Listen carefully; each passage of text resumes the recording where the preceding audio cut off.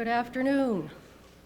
My name is Susan Montague, and I want to welcome you to UNB's celebration of the life of Dr. James Downey, our 14th President and Vice-Chancellor. Before we begin, I would like to respectfully acknowledge that UNB stands on the unsurrendered and unceded traditional Wolastoqey land.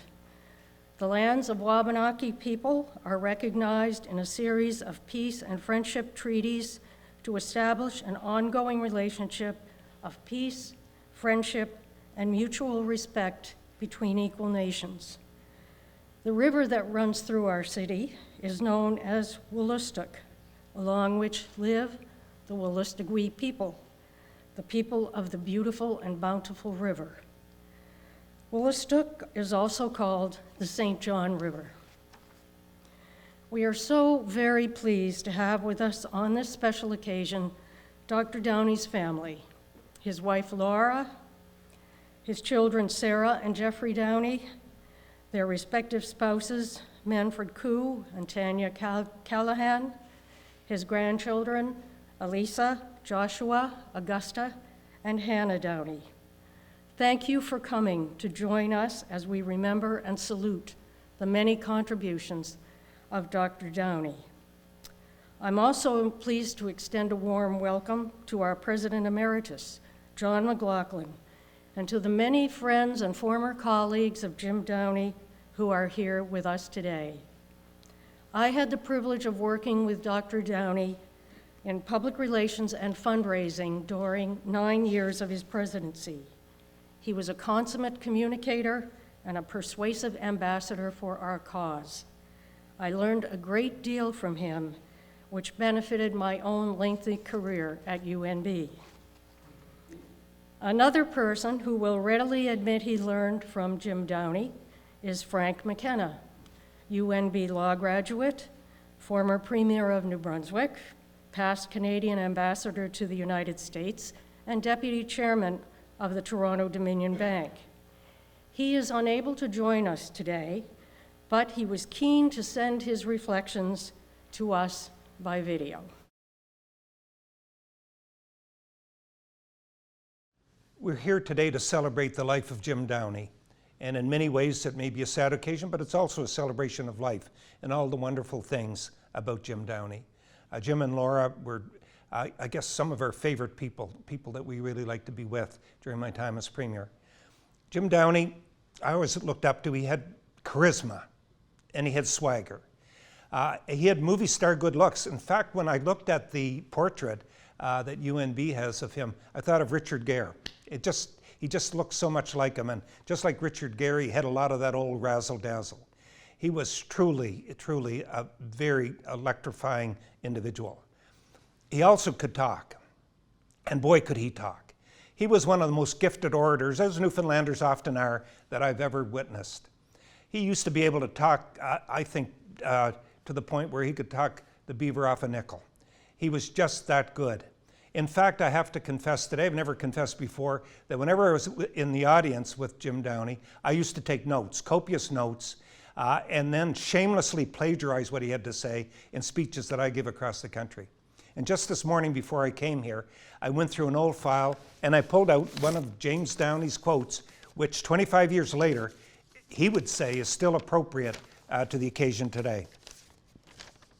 19th century clergyman Sidney Smith once said of a bishop friend that he not only overflowed with greatness, but he stood waist deep in the slop. Now, wouldn't Jim Downey absolutely love to pull that quote out today? But he was loquacious, but he was also a great leader. Not only did he have charisma and could talk so well, but he was a great leader. He's a great president of the university. He did 10 years as president of UNB, many accomplishments in his name that you'll hear about today, and then 6 more at the University of Waterloo. You know, anybody who does 16 years of university education as a president should be getting the Purple Heart. It's a really tough job. And he did it well, he did it effortlessly, he did it with class and panache. And to be considered the student's president during that period of time, I think is pretty terrific.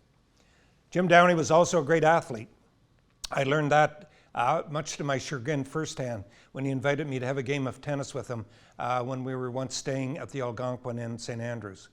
I must have played an hour and a half. At the end of it, I literally crawled off the court, crawled up to my room, soaked myself in a bath for an hour before I could walk again. He was truly a great athlete. More than anything else, he was just a great human being. He was an authentic person. He was a wonderful person to be around. And for me, I think I can speak personally, but I think I can speak for people in the room, people at UNB and the province at large. He enriched the lives of all of us who knew him. Jim O'Sullivan enjoyed a long and distinguished tenure at UNB, serving as Vice President, Finance and Administration. He worked closely with Dr. Downey as a member of the executive group throughout the 1980s. Today, he brings us a unique insider's perspective on those challenging times and Jim Downey's accomplishments as president. Jim.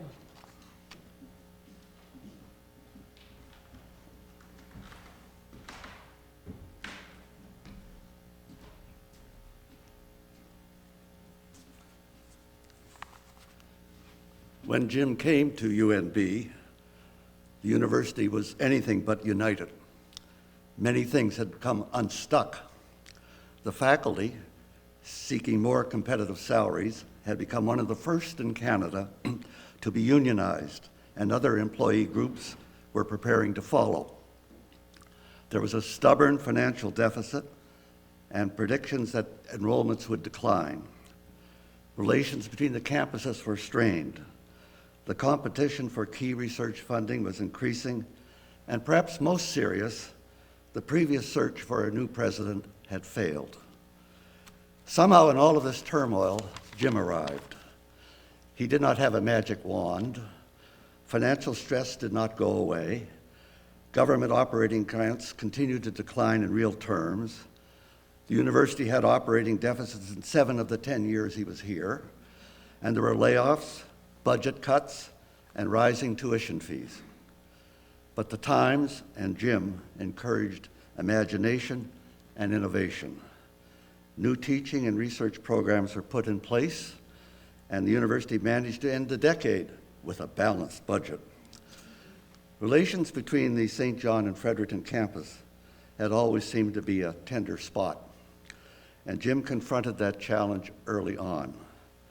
He personally chaired a comprehensive review of intercampus relations, leading to, among other things, the creation of separate academic senate for each campus to address the previous imbalance in decision-making. In previous decades, the university had had many generous benefactors, but the 80s called for larger, more general, and more frequent fundraising. Much of Jim's time was spent pitching for the cause, and he was good at it. The Third Century Fund exceeded its target and led to the creation of a full-time development office and the kind of continuous professional fundraising we now need and take for granted. Jim made tough decisions with ease. He fostered a tell-it-as-it-is approach to decision-making, and he listened, gradually rebuilding a sense of collegiality.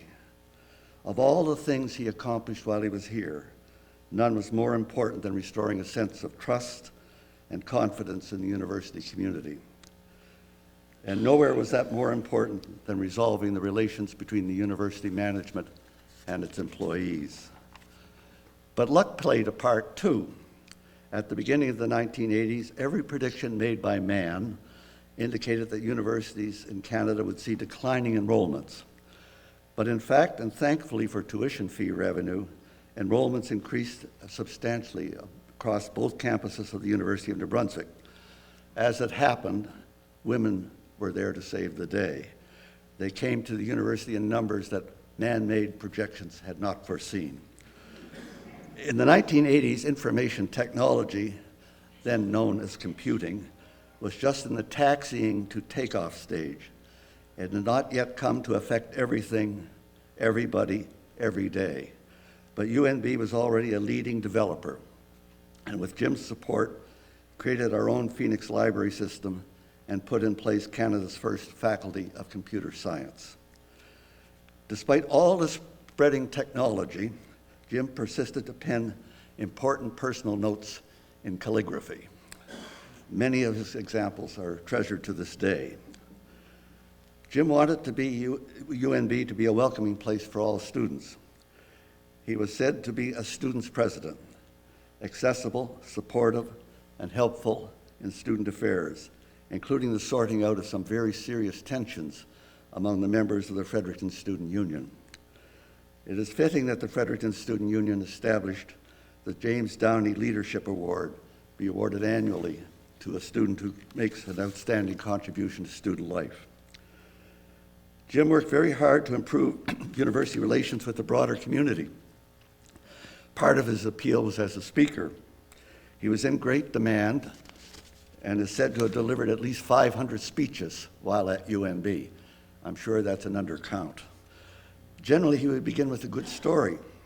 He was diligent in his research for good stories and kept a file for future use. But to the audience, it always seemed spontaneous. The more conservative the group, the more risque the story might be.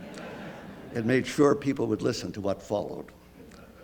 The late Senator Patrick Monahan in the United States once said, if you want to make a community great, you need to establish a great university, then wait for 200 years. New Brunswick and UNB may not be the greatest yet, but as Jim said in a talk in the late 1980s, what our loyalist founders wished us to be, we should wish to remain, a solid, useful, humane, and friendly institution of learning. Not Harvard of the North, nor Oxbridge in the bush, but exhibiting those solid qualities of character of the people we have sought and still seek to serve. UNB, he said, is confident enough to espouse excellence as a goal, but humble enough to know that true excellence is rare and can only be achieved with the generous help of others.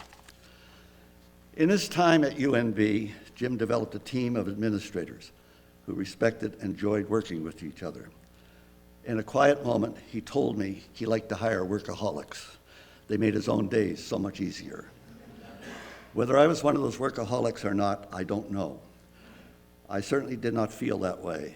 The truth is, I worked with many fine people over the years, but none provided more fun, more warmth, or greater inspiration to do better than Jim Downey.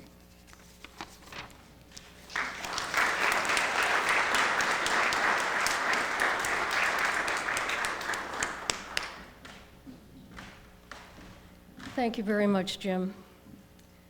We are now pleased to present a musical interlude by violinist Katherine Moller and guitarist Stephen Peacock. Katherine has performed in Symphony New Brunswick and as a chamber musician throughout Atlantic Canada for many years. She's equally well established in Celtic music circles throughout the region and maintains an active teaching studio at the Charlotte Street Arts Center. Steve, a conductor and composer as well as a performer, has appeared as a soloist and accompanist in concert and recording engagements in Canada and in the United Kingdom. He specializes in exploring the guitar as a chamber ensemble instrument and is currently director of music at the Wilmot United Church. Most important for today is for you to know his mother, Doris Peacock Nicholson, served as Jim Downey's administrative secretary for his entire presidency. Steve and his family have always considered Jim Downey a great friend. And what could be more appropriate on this occasion than a rousing rendition of the Newfoundland favorite, Heave Away? Katherine and Steve.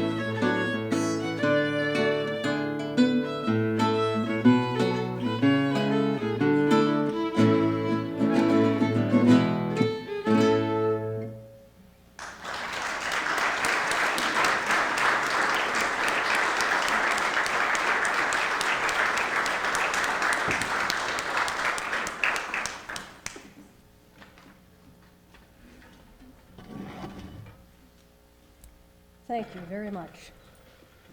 Another good friend who sends her regrets is Claire Morris, a senior civil servant in the governments of New Brunswick and Canada, and former president and CEO of the Association of Universities and Colleges of Canada, now known as Universities Canada. Not to be outdone by her former boss, Frank McKenna, Claire has also sent us a video message. I'm sorry not to be with you today to remember the remarkable Jim Downey, but I know the tributes will be full of memorable quotations, laughter, and tears. We first met Jim and Laura in 1980 when Jim was appointed president of UNB in Fredericton, a city to which we had moved in 1970 when my husband joined UNB. The excitement level was high when President Downey arrived, but so too was the quiet apprehension about a transplant from Upper Canada filling this important position in the province. Fortunately, Jim was able to claim his Newfoundland heritage as a legitimate passport and quickly endeared himself to native New Brunswickers and those from away. Jim's 10 years at UNB were marked by significant developments on the campus and a newfound pride in the academic community for the role UNB plays in the province and beyond.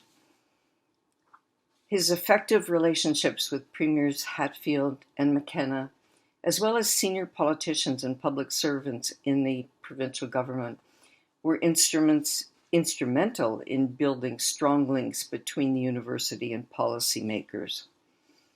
In 1990, Premier McKenna appointed Jim as co-chair of the New Brunswick Commission on Excellence in Education, which produced two significant reports which guided educational reform at all levels in the province. Not only was his leadership recognized and applauded at the university, but his skill on the tennis court and the dance floor was unmatched. Jim's love of the English language distinguished his many speeches, and his love of limericks are said to have been a regular feature of meetings at the university. Jim's appointment to the University of Waterloo in 1993 was New Brunswick's loss, but a welcome resumption of his contribution to higher education in Ontario. As president and CEO of the Association of Universities and Colleges of Canada, I attended annual seminars led by Jim, which provided newly appointed presidents with valuable insights that only a former president could offer. In 2007, he became the inaugural president of the Higher Education Quality Council of Ontario, confirming his contribution to higher education in the province. Jim's achievements and recognition were a big part of the Downey family. He loved his family deeply. Laura, his beloved wife of 57 years, his children, Sarah and Jeffrey, and his 4 grandchildren, for whom he was truly a besotted grandfather, as he was fond of saying.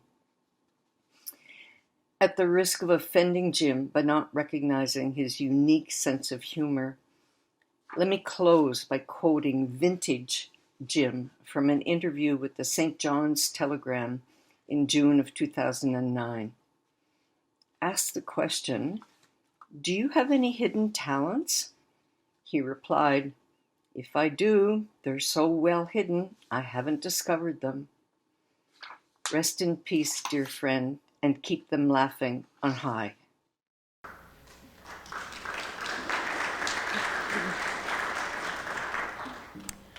Another key figure in Frank McKenna's government, Aldéa Landry, served as a cabinet minister and deputy premier. She is also a successful lawyer, a successful businesswoman, and a strong proponent for the advancement of women. A longtime friend of Jim Downey and, as has been mentioned, co-chair of the Commission on Education in New Brunswick, Aldéa will share her reflections with Dr. Downey now.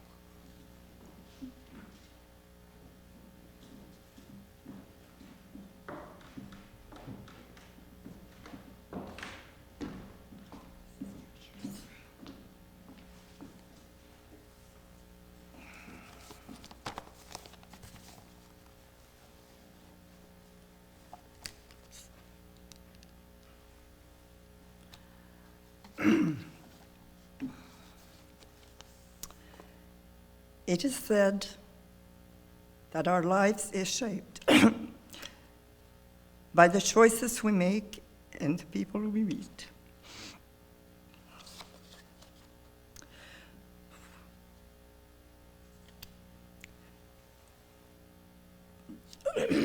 This is certainly true for me. Let me tell you the story.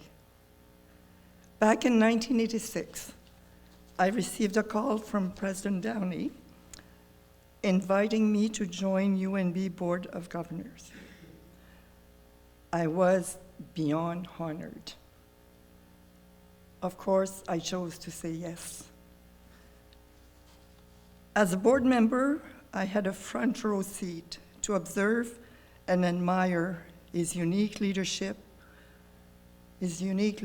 attributes, which were inspiring, sensitive, engaging, and progressive. I also admired his unwavering dedication to students and their learning. Then in 1991, October, he called me again, this time to invite me for lunch. This was at the time when my world had been turned upside down. The ground had shifted under my feet. I had lost my mother in my election in the space of 1 month. So I thought that Jim wanted to commiserate with me. I will forever remember how compassionate and caring he was, listening to me as I cried my heart out, talking about my mom. Later during lunch, he told me that Premier McKenna had asked him to chair a commission on education. The mandate of that commission was to make a comprehensive review of the whole education system in New Brunswick from K-12 through to college and university, including literacy, adult education, and lifelong learning. So that did not surprise me, as I knew that for the last year and before, Jim had been Premier McKenna's trusted advisor on all matters education. But what did surprise me, and what did come to me as a surprise, was hearing him say that he had accepted on the condition that I co-chaired the commission with him. I thought I had overrun my runway. Until 1986, this time, unlike 1986, I should say, this time my answer was no, Mr. President. I cannot do this. I'm not an educator. I'm not a researcher. I'm not an academic. And Jim said, and so what? And the rest, well, that's how the Downey Landry Commission was born. And I used to tell him that it was funny to me because with francophones, it was called the Landry Downey Commission. And so I was a bit apprehensive to tell him about this because I didn't want to hurt his feelings, as if. And so I was touched and relieved to hear him say, Wonderful, Aldéa. That means they really are proud of you. So am I. So Jim's leadership style was to consult and convince, not dictate. So with the commission, we traveled the roads, all four corners of the province, to meet with educators, administrators, employers, and citizens at large. This experience provided me a unique opportunity and a unique perspective into the proverbial Downey's art of connecting with people and genuinely listening to them. Jim was the epitome of a humble and servant leader. It would be a rare phenomenon today, as it was then, to see a man of his stature, a former president of a university, stomping the grounds as he did during our consultation process.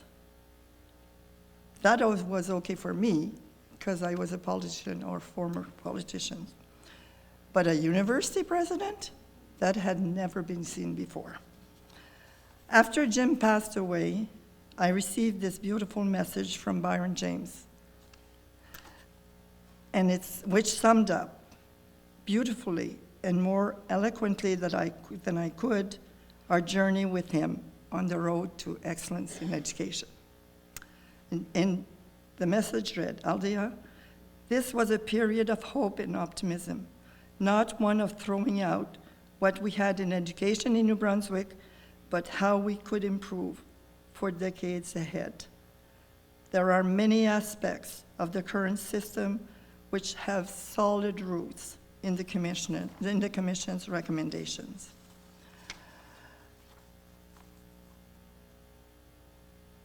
And those would be much too long to list. And Byron concluded by saying, my fondest memories, however, is of an Acadian and two Newfoundlanders off on a journey of exploration and discovery at a time when so much was possible and so much was accomplished. And I was glad to read that it took two Newfoundlanders to one Acadian. Personally, I know for a fact that Dr. Downey would not have accepted the Premier's mandate unless he was assured that the Commission's recommendation would be heeded. In our report on K-12, called Schools for a New Century, we had said that if the government only retained one of our recommendations, it should be to invest in making every child ready to learn. This was Jim's vision, and he single-handedly convinced the Premier, our frugal Premier, to invest $65 million for the first tranche, an amount equivalent to almost $120 million in today's dollars. And that was at a time, as Jim O'Sullivan said, where public funds were scarce. No one else could have done that except Jim Downey. This is only one example of the impact that he has had on the province and the respect in which he was held. Working with Jim was the highlight of my career. I am immensely fortunate and grateful that he gave me the opportunity. But working with Jim was also a lot of fun. I wish I had kept a diary. But one thing I really remember, and as we were starting late today, Jim used to call me the late Mrs. Landry, even when I was on time, almost. During one of our consultation sessions, somebody, I think we were like in Woodstock or somewhere like that, somebody told me that he didn't agree with the principles that were enunciated in our consultation paper. He was quite testy with me.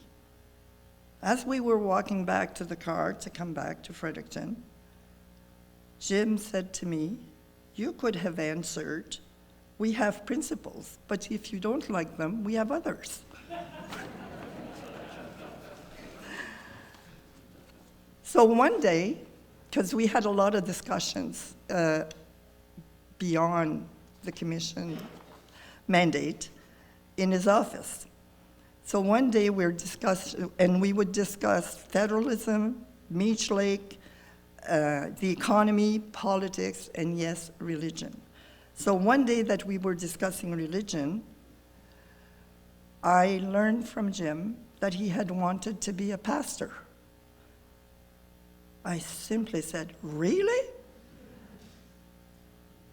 Too bad. You would have been a wonderful pastor. But thank God for UNB, our province, and selfishly for myself, that you did not." Forgive me, God. Urbane, classy, and with down-to-earth values, Dr. James Downey was an educator who was truly in a class of his own. The citation, which was read when he was made an Officer of the Order of Canada, bears witness to the indelible mark that he has left on all levels of education, and I quote, "He has had a notable influence on all levels of education in Ontario and New Brunswick as an administrator whose thoughtful discourse on educational reform will carry into the next century.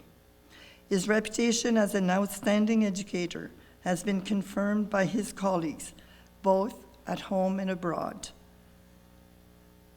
So much that they elected him chairman of the Association of Commonwealth Universities." One of my favorite quotes, one quote that really inspires me, is from Maya Angelou. She said, "At the end of the day, people won't remember you for what you said or did. They will remember you how you made them feel." It is quite obvious to me that she had never met nor had the opportunity to work with Jim. Otherwise, she would have begun by saying, "Except for Dr. James Downey." Because he was one of the exceptional person who will always be remembered for what he said, what he did, and how he made people feel.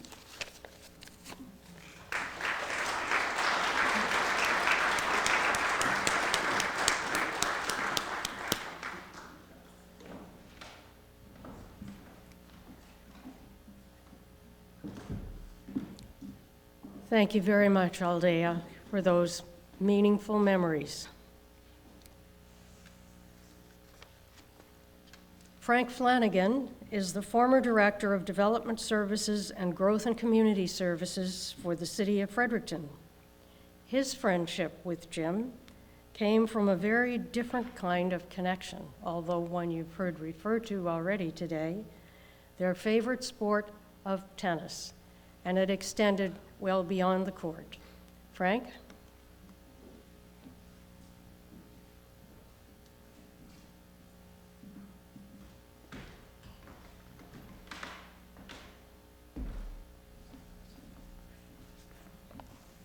Thank you, Susan.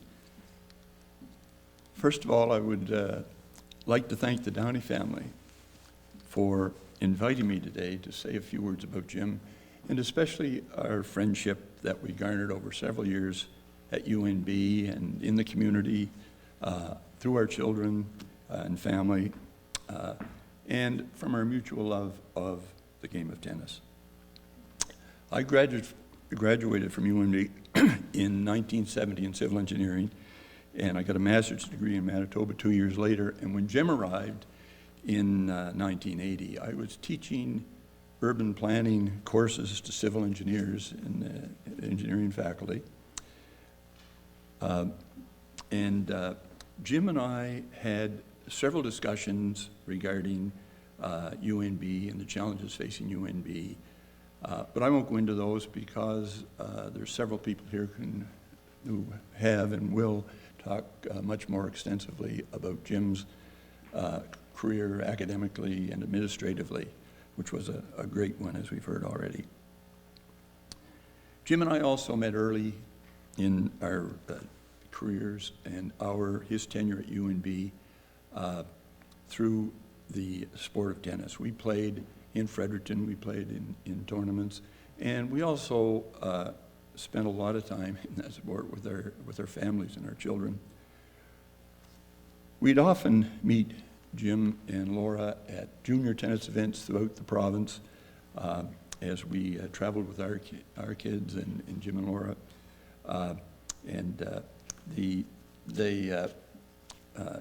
I must say that Jeff and Sarah were very good tennis players. Sarah also became a coach and taught our children at Wilmot Park during their tennis classes. And Laura, to her great credit, was such a loyal fan, supporter, cheerleader, chauffeur through all of that time. And we really enjoyed the experience with the Downey family in the game of tennis. I was happy to hear Claire Morris earlier talk about Jim, and John and Claire were also, and their children, were an avid tennis family, and we became mutual friends, and on occasion we would gather at the Morrises, and they would invite us over for breakfast at Wimbledon, and we would gather on Sunday morning, watch the Wimbledon finals, and partake of Claire's traditional strawberries and cream. Jim and I hooked up as partners in tennis, and we were fortunate enough to win a few provincial tennis titles. Jim was a good tennis player, and I can believe he beat Frank McKenna when they were in St. Andrews, because I've seen him play as well. We used to play almost every day, either up on the court that used to be here above Lady Dunn Hall on the campus, or at Wilmot Park.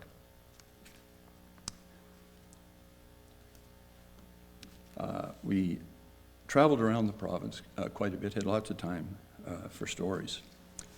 I had a few written down, but in the interest of time, I'm going to skip those. Save it for later.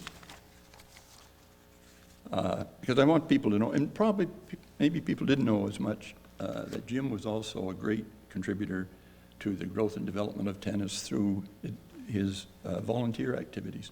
I was, for several years while Jim was here, the president of the New Brunswick Tennis Association, and as such I served on the board of Tennis Canada.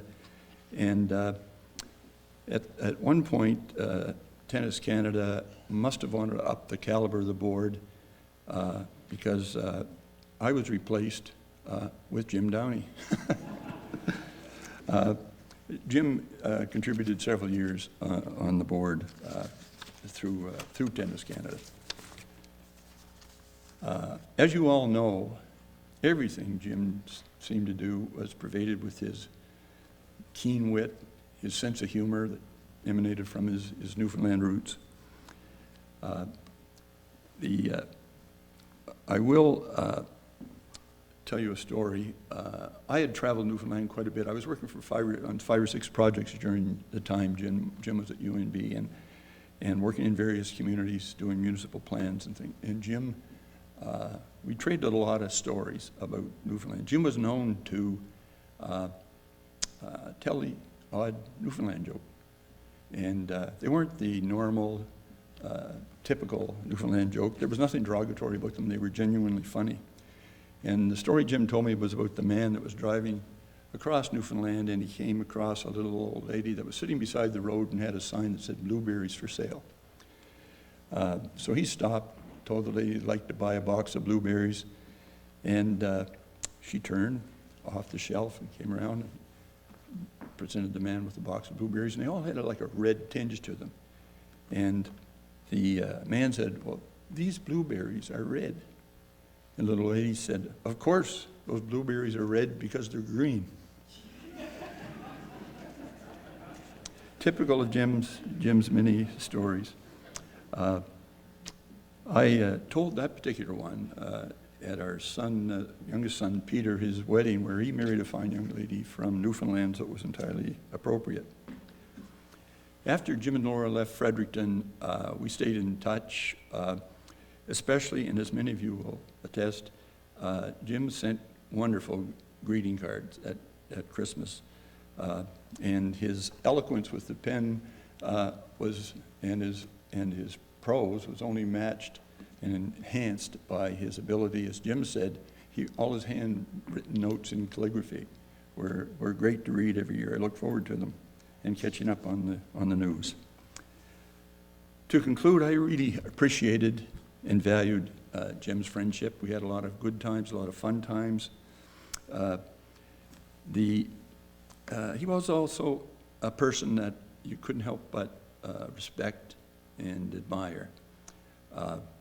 In closing, I'd like to, Rita and I would like to express our best wishes to Laura and Jeff and Sarah.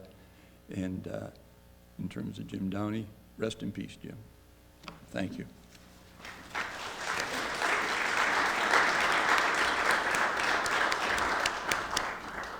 Thank you very much, Frank.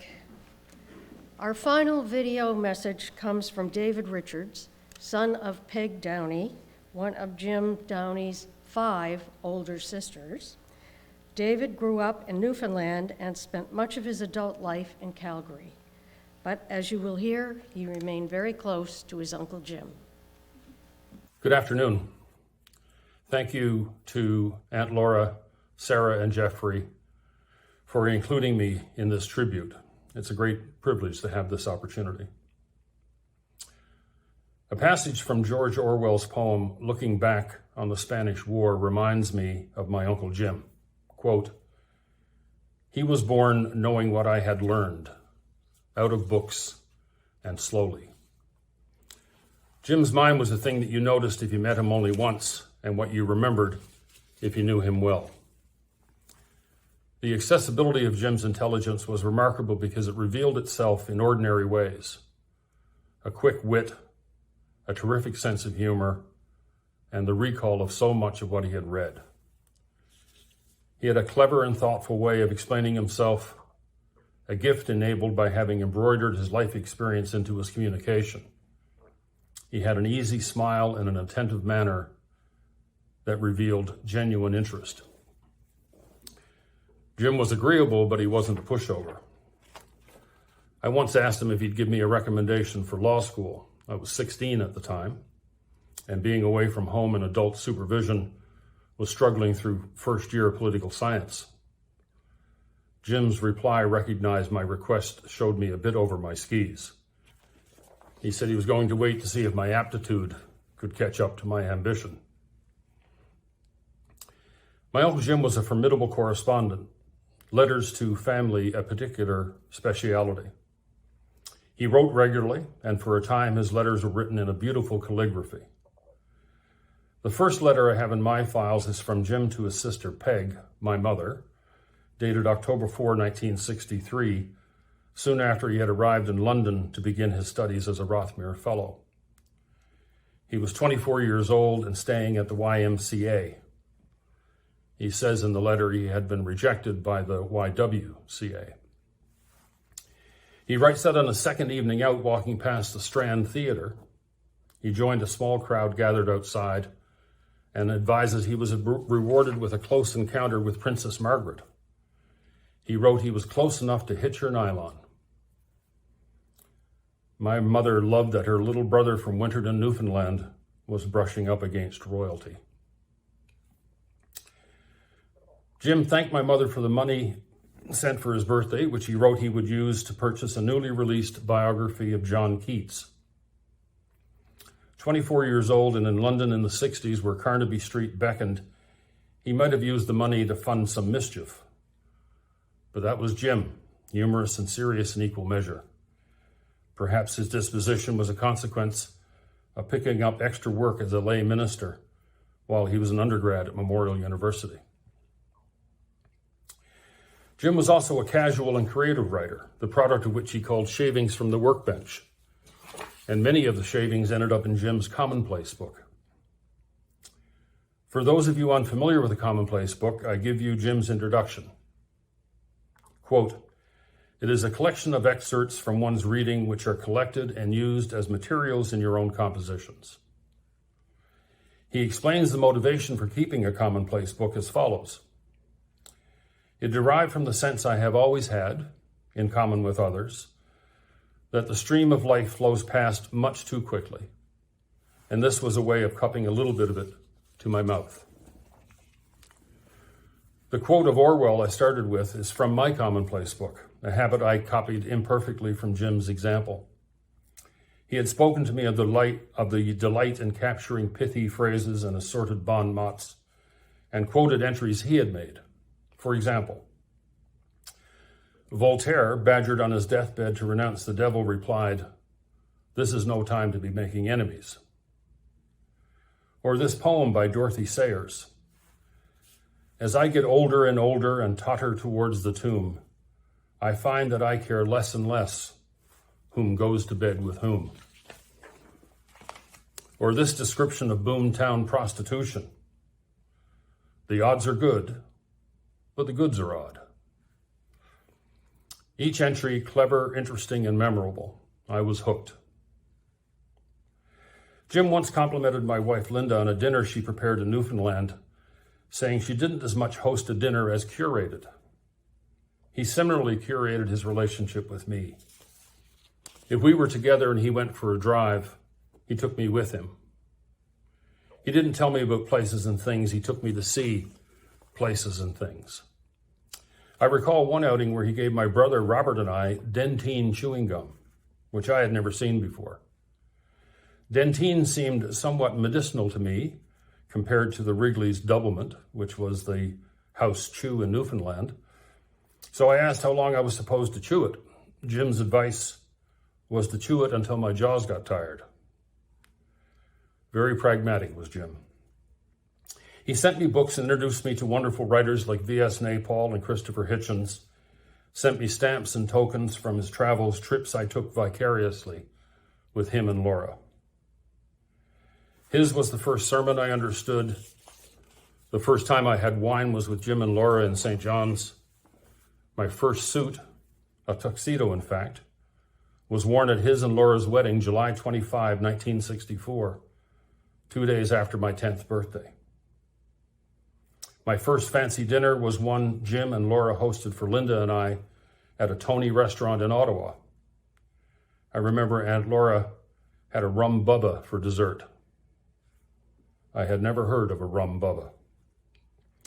The first road trip I took had Jim at the wheel as we drove across Newfoundland in the 1960s. And despite 3 flats and a detached muffler, I've loved road trips ever since. Jim was as attentive to my kids as he was to me and never missed calling when visiting Calgary as he passed the collection plate amongst the alumni. Much about Jim Downey I would wish for any of you. I would be encouraged by a humble birthplace. I would have parents who taught me traditional values. I would have 5 clever sisters who cherished and nurtured me. I would have a wife who loved me and was my intellectual equal. I would have well-calibrated and handsome progeny who would bless me with beautiful grandchildren. I would be a lifelong teacher, and I would be a lifelong student. And I would never use salty language except in pursuit of a great punchline.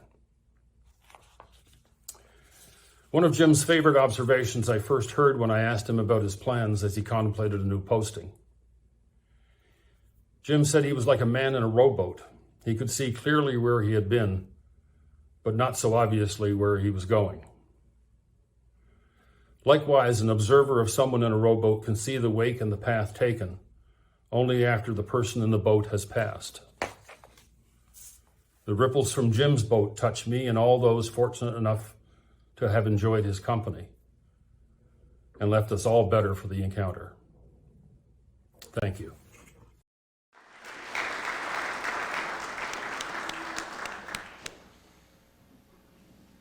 I am now pleased to call on the second born of Jim's 4 beloved grandchildren, Elise Downey, daughter of Sarah Downey, is a high school student living in Toronto.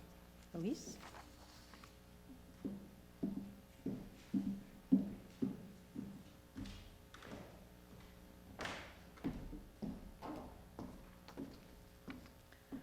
Hello, everyone. I am one of the lucky 4 people to call James Downey their grandfather. My grandfather was known for his intelligence, charm, kindness, and ability to put words to emotions beautifully. According to the Oxford Dictionary, there are more than 171,000 words in the English language, but neither one nor combination could describe the emotion Jim Downey made us all feel. His attentive listening, chosen words, and gaze made us all feel more than extraordinary. They say those who can't do teach, but my grandfather was proof that those who can do teach even better. He was a true master of his subject and inspired countless students to follow in his footsteps, including myself and my 3 other amazing fellow grandchildren. One day he told me, "You are so brilliant, you sparkle." This has always stuck with me. How could someone like him say something like that to me, an 11-year-old who had just barely graduated elementary school? But in hindsight, my grandfather saw people for who they could become and allowed them to unlock their potential. This vision of possibility enabled him to motivate others, not just himself, to accomplish success. I cannot begin to express what an honor it is to be amongst the people my grandfather believed in the most. He was always in the audience cheering us on at dance recitals, soccer games, baseball, tennis, hockey games, graduations, school shows, and more. He gave us the freedom to follow our passions and showed us that with determination and hard work, anything we set our minds to was possible. While watching Dora the Explorer with me and my brother Joshua for hours, he had the patience of a saint. He had the care to teach us all how to swim in the pool in his backyard with my grandmother. She never swam in the pool, but she always loved to watch us. But most importantly, the will to teach me how to walk. He tricked me into taking my first steps and has been by my side ever since, giving me support. But time is an unequal thing. Although I knew my grandfather for 15 years and 358 days, the past 392 have felt exceedingly longer. But every day, I look at my mom and see his gift of leadership. I watch my brother's love of sports, my uncle's adoration of literature, my cousin's passion for music, and my grandmother's heart, and I am reminded that he will live on through us. I would like to leave you with something that he most commonly said when I struggled making a decision. And at that point in my life, it was either whether I wanted to pursue dance or be an actress, neither of which are my passion anymore. But he said, "It is not about making the right decision, but about making your decision right." Thank you all for attending this afternoon, and your contributions to his memory will not be left unseen. Thank you all so much.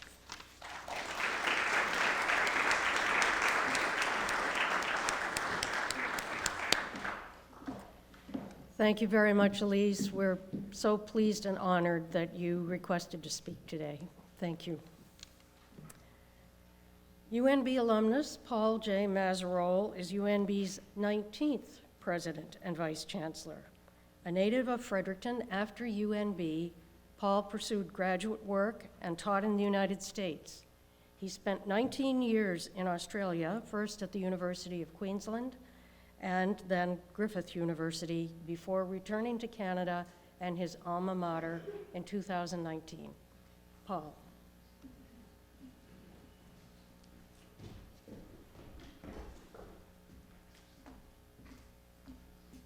Good afternoon, everybody. Thanks for all being here.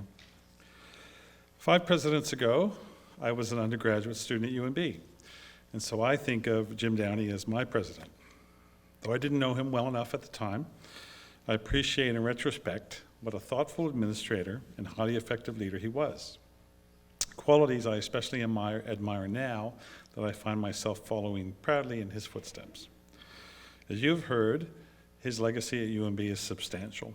Having guided the institution through its first collective agreement, it's no easy feat, with our faculty, expanded facilities and programs on both of our campuses, negotiated important changes in our governance structure, as was mentioned earlier, conducted the successful Third Century Fund campaign, celebrated our bicentenary, encouraged technological advancements, increased our research activity as an institution, addressed the status of women on our campuses, engaged our alumni and friends, and a great deal more that he achieved here at UNB.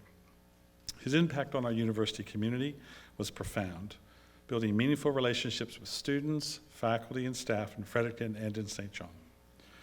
Jim was part of a select group of the most highly respected university leaders across Canada. We were very fortunate to have him guiding and shaping this institution for a decade.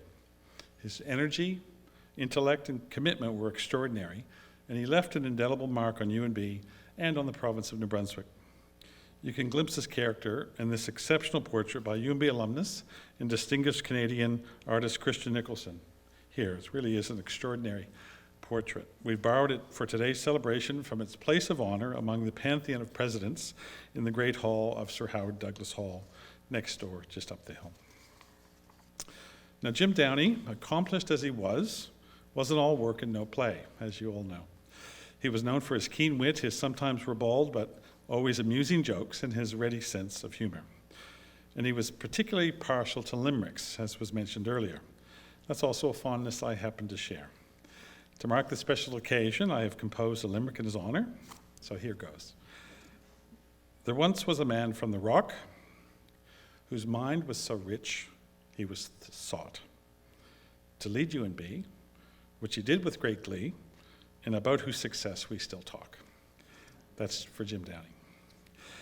When we lose a champion, as we did last year with Jim Downey, I think it's very important that we gather together as a community in person and in spirit to recognize his contributions to the university we have become and to UNB's positive and growing impact on our province, on our nation, and the world. The good that we do flows from the good that he did. May his memory always inspire us. Thank you.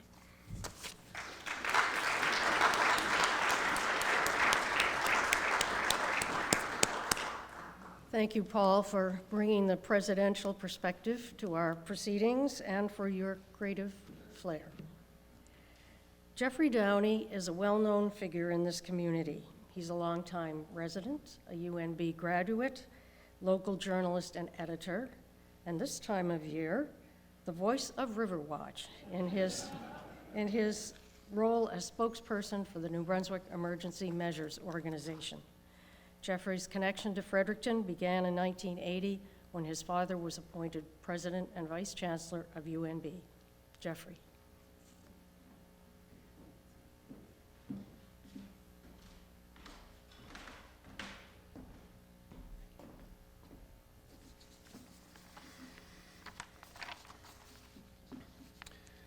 Thank you, everyone, for coming. I thought a lot about what to say this afternoon. There's a lot of pressure knowing I'd be in front of a group of people who had seen Dad hold court, and it's a lot to live up to, but I'll do my best. Gatherings, whether a few friends or thousands in a senior, were as canvas and words were as paint. One moment you're laughing, the next you're nodding. After that, you're left to ponder something he'd said. He transitioned between them as naturally as the St. John River rises in the spring. And no, I'm not going to tell you if it's going to flood. There's barely a spot on this campus that doesn't have a link to my family for me, even if some of those spots are no longer there. College Field, Dad brought me with him for a ceremonial kickoff for a Red Shirts game. The Lady Beaverbrook Gym, Mom took me there for years for swimming lessons. Buchanan Field, where the Curry Center now resides, tobogganing with family and friends. The Sub, Dad took me there on Saturday mornings with a fistful of quarters for the arcade. The Aitken Center, the whole family going to see the Harlem Globetrotters on a number of occasions. The old Arts Building, talks with Dad in the old chapel and in his office. Even this room where there was a launch for his Kennedy and Beaverbrook book. And the tennis courts. Countless hours of tennis with my sister, Sarah, Frank Flanagan, Paul Elliott, Rob Jackson, Andy Hashey and his parents, and many others. A side note about the tennis courts. This is where I discovered swearing on a tennis court isn't reserved for once a point is over. Frank Flanagan is the only player I've ever seen not only swear during a point, but while the point was still in play. And most of the times, Frank did manage to catch that fuzzy yellow fucker. I've spent a lot of time thinking about Dad over the past year, and I didn't realize two things until I started working on this speech. One was how much joy he got out of so many different things. He loved Geoffrey Chaucer and John Cleese in equal measure, Shakespeare's sonnets and filthy limericks, living in Toronto and living in Winterton, eating nachos and beer and lobster and fine wine, watching boxing and watching tennis, guiding a university, or singing with his grandchildren. The other discovery was how good he was at fitting everything in. He always had time for people, family, friends, and students, even if they weren't necessarily his students. After Dad died, a former UNB student got in touch with me about an encounter he'd had with Dad. I asked Chris Hornibrook permission to read the letter he sent me, and I'm grateful he accepted. And this is Chris's letter. In the winter of 1994, I was at one of my lowest points of my young life. I was on academic probation, had missed two UNB redshirt seasons due to injury, and feeling hopeless. A fateful and grace-filled moment occurred at a UNB hockey game in the middle of that winter. I approached your dad, who was sitting by himself at the game. I poured my heart out. With great patience and wisdom, he gave me some wise counsel, which I pursued the next week. He also sent me a very kind letter from his personal stationery, encouraging me to stay in touch with him. I turned my UNB experience around, graduated on the Dean's List 3 years later, and played 3 full seasons with the Redshirts. I went on to complete a master's degree at McGill, too. Over the years, I corresponded with James, and he will always have a special place in my heart. In fact, I continue to try to reach out to Bishop's University students in my hometown and offer assistance when I can because of the kind thought from your dad. While Dad made his name as a university president and academic leader, at heart, he was a teacher.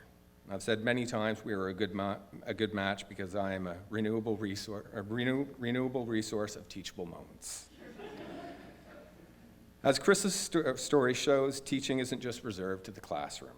With that in mind, I'd like to share perhaps the most valuable lesson Dad taught me. It was late in the 1980s, and Dad pulled me aside to let me know he'd turned down a third contract as UNB president. I was shocked. I figured he must have a better job waiting. He didn't.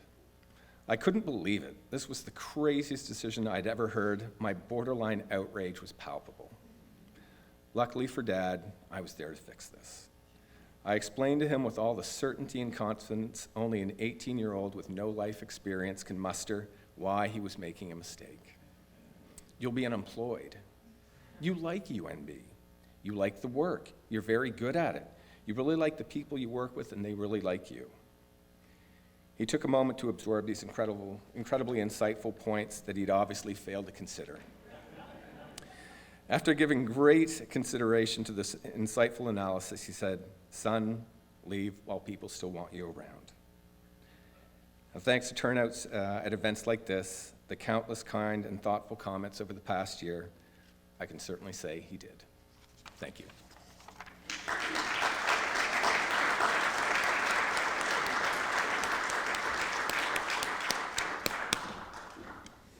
Thank you very much, Jeffrey. You're an outstanding representative of your father and your family.